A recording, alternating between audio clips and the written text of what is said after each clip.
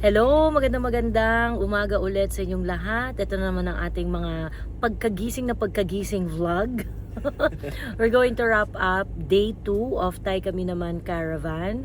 Ang ruta namin for day 2 is from Dumaguete, nagpunta kami ng Siquijor, at from Siquijor, tumambay kami ng umaga sa may Kalipay Spring. Ito yung malapit sa lumang munisipyo ng San Juan, Siquijor.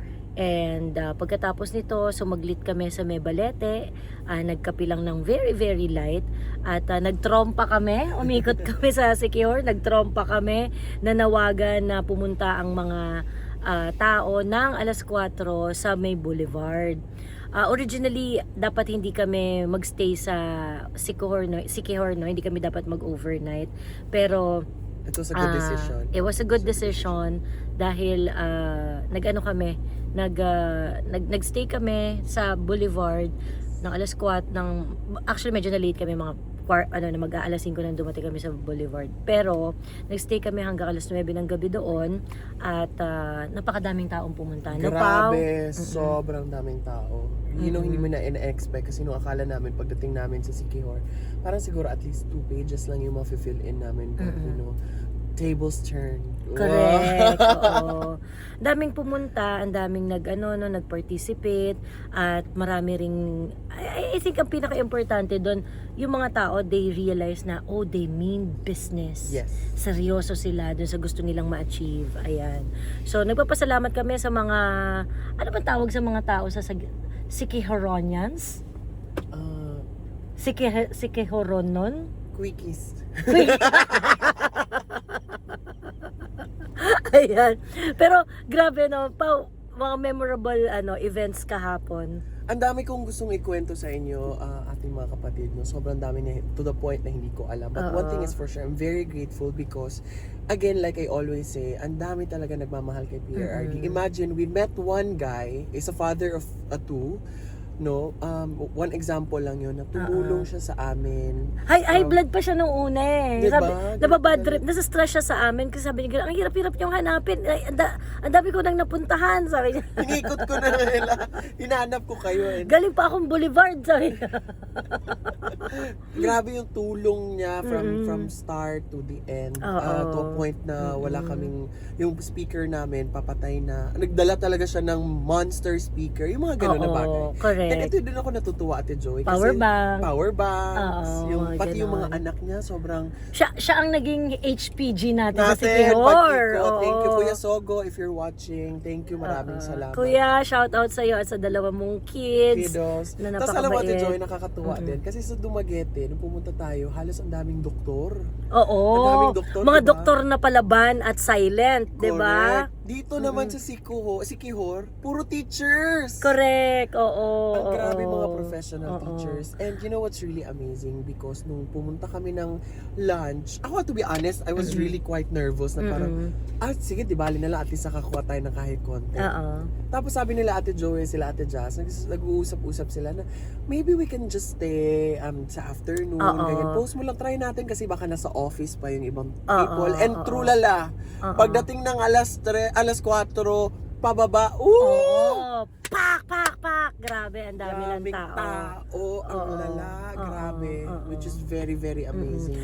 Pero Pao, the morning session, the morning signature booth that we set up, we met a lot of interesting people as Correct, well. yes. Ang kagandahan nung umaga, kasi medyo busy yung mga tao eh. Alam mo, sa akin,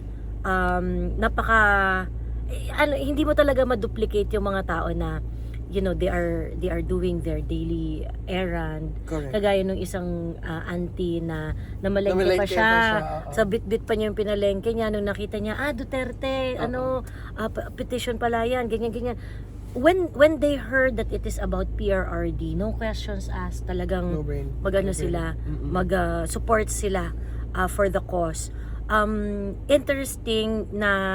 interesting that happened. Yes, nitong at Siquijor trip nga natin, nung umaga pa, you were able to talk to Yes. yeah. he is literally not Filipino looking because he's not, walang dugong Pinoy sa kanyang dugo. He is literally from Milan, Italy. He's an Italian. And nagulat ako kasi lumapit siya and sabi niya, I really wanted to show support. And me and Kuya Daryl who was there, medyo stunned talaga kami na parang, pwede ba to siya pumirma? Ganyan. And nagpakita siya ng Philippine Valid ID. So, he was telling us that he is living in the Philippines for quite some time already. Matagal-tagal na. So, parang pusong Pinoy na talaga daw siya. And he said, I'm showing support to the Duterte. It's because nakita daw niya ang administration ni PRRD kung paano niya nilinis at inayos ang bansa, ang Pilipinas. And for the past president, siguro na nasubaybayan niya, si PRRD lang daw talaga yung angat. Ano siya, mag-isa siyang pumunta, no? I Yes. mean, ano talaga, it's really voluntary. Correct. He wanted to parang support. show support and he understood he had been here for quite some time, no? Nasabi ba niya? Yes, correct. May comparison talaga siya sa nakita niya kay PRRD lang daw talaga. And sabi pa nga niya, may parting message pa siya before he left, na the Filipinos should really be grateful for this president who helped the Philippines. It's about time to give back. Correct. Yun yung parang, oh my gosh, goosebumps talaga yung Totoo. moment na yun. Pao, hindi mawawala yung mga mga Dutertista na pupunta sa signature booth. Alam mo, sinasalubong talaga kami. Yes. Pagdating namin sa Sikihor, sumalubong na sa amin yung mga kuya. Ayan. Yes. May mga nag-message kasi na sabi, Ma'am, anong oras kayo darating sa Sikihor? Sasalubungan namin kayo sa port. Ganyan. May mga sumalubong na sa simbahan, Yes, di ba? yes. And then, along the way, nakita natin family of 3. May dalang bata na naka-Duterte t-shirt talaga sila. As in, ano talaga. Yung t-shirt pa nila, yun pa yung t-shirt ng birthday ni PRRD. Oo. Isa pa palang very, very interesting, palumaan sila ng t-shirt dito. Ayan, Na tinatago talaga nila. Shout out dun sa mga mga tito-tito na nagpunta kahapon dahil suot nila yung kanilang 2016 na campaign shirt. Mas luma pa talaga. Luma talaga. Mga 2016 talaga. Sabi ko na, Ma'am, ito, 2016 t-shirt pa namin to. Sinusuportahan namin si Tatay Digong. Matagal na. Ganyan. And they were reminiscing yung mga national campaign days nung before 2016 kasi sabi nga niya alam mo nakakatawa yung storya nila kasi sabi nila ma'am campaign kasama kami sa campaign team ni PRRD noon alam mo dati 10 lang talaga kami dito na very vocal na Duterte supporter until they turned the province around kumbinse, kausap sa mga kamag-anak, ganyan about PRRD and the kind of leader that he is until they were able to turn Sikihor into a Duterte province. And can I also talk about how the ex-mayors and ex-officials came to support kay PRRD? Yeah. Ay, si Bukal din. Correct. Yes. Oo. Si Mayor James? Si ex-mayor James. James. Kapugay, if I'm not Shout mistaken. out, Hello, ex-mayor. Hello po. At saka you remember the name of the Oh my gosh, my bad. I totally forgot. but we're going to post picture of him. The official. Na siya, board member, provincial, sangguniang panlalawigan. Ayan, bukal siya dito sa Sikihor. And wag na natin kalimutan din natin, Joey, si Mr. Sikihor. Mr. Sikihor showed up last night. Ayan. Message lang siya kung nandito pa ba daw tayo. And pinaka-interesting, 5 a.m. somebody texted Ate Jazz. Hahabol siya sa atin para pumirma. Si ma'am na nagbigay ng kanyang mga pins. Ayan, correct. Totoo. Actually, minessage rin niya ako. Sabi ko, Ma'am, nasaan na kayo? Sabi ko, nag-aalmusal lang po kami, habol na. Kung sabi, gigising talaga siya na maaga. And then last night, sabi niya, late na kami magka-message ha. Sabi niya, gagawa ako ng maraming pins, dadaling ko dyan. So parang I think, medyo konti lang rin yung tulog ni Ma'am. Ayan. At kasama niya ang nanay niya. Dalawa silang nagpunta. Ayan. And grabe yung pasasalamat namin sa mga taga Sikihor dahil kasama namin kayo sa laban para mapauwi si PRRD and ang daming emotional, Ang daming mga emotional. Tapos pigil kami because we're also trying to, comfort them pero naiiyak pa rin natin. Oo, totoo.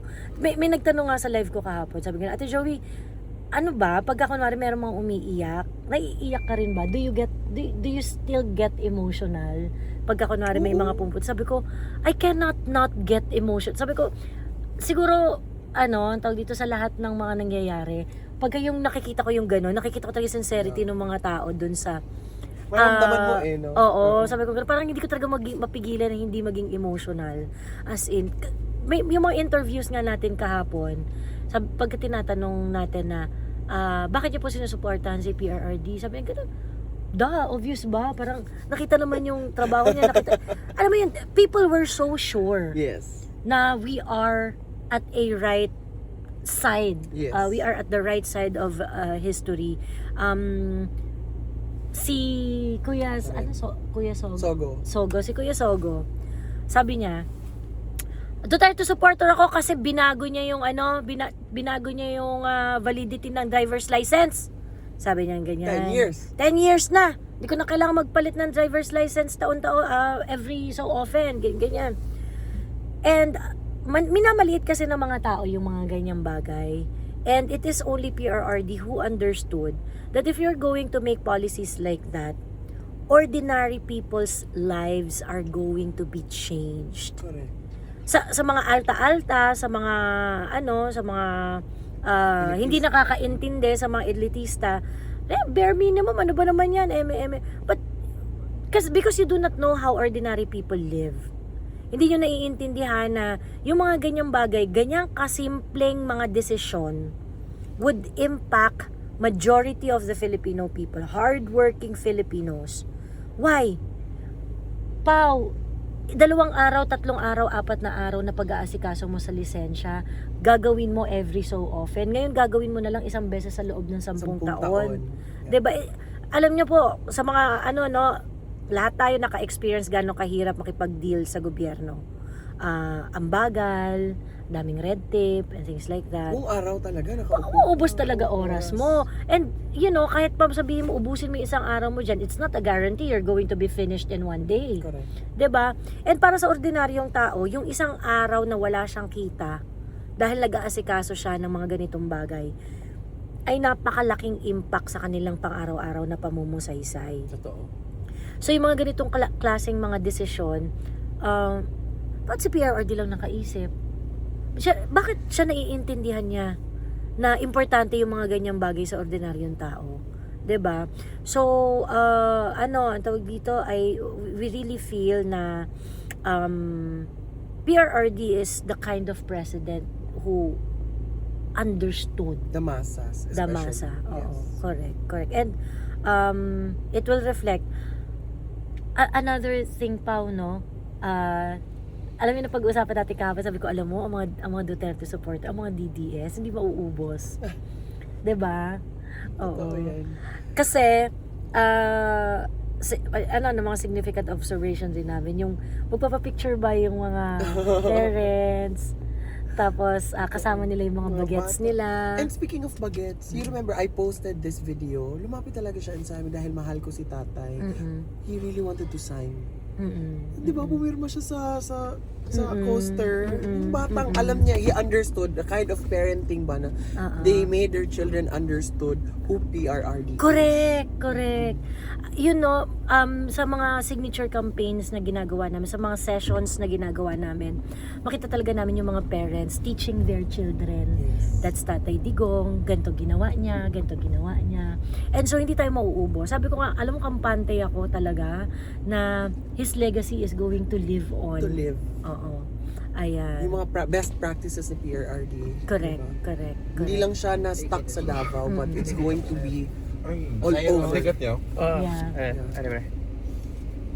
It's going to cross time. Correct. Ayan. Ganon. And PRRD is an idea sa totoo lang. He's not a perfect guy. He's a flawed man.